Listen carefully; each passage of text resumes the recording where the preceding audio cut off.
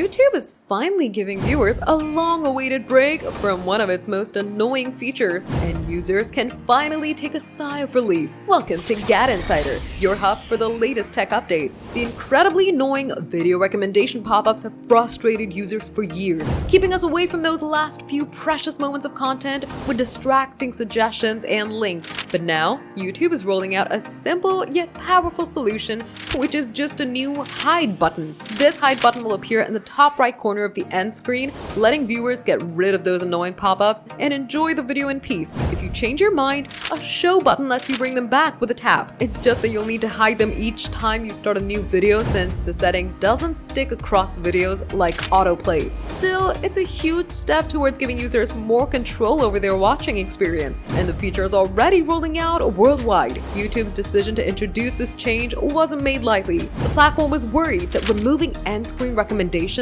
might hurt creators' engagement numbers. However, after running experiments, they found that allowing users to hide pop-ups caused less than a 1.5% drop in views from end-screen clicks. It was a small change, so the decision was easy to make. That's not all. YouTube is also saying goodbye to its little hover to subscribe button on desktop, which appeared when hovering over a channel's watermark. Since fewer than 0.05% of subscriptions came from this feature and it cluttered the interface, YouTube decided to retire it. Creators can still add branding and end-screen elements as they wish, but these updates make sure viewers aren't forced into dealing with content they don't want. It's all about user satisfaction after all. How many times were you annoyed by these end pop-ups? Comment down below, hit that like button, and subscribe to GadInsider. Don't forget to press the bell icon so you never miss any update.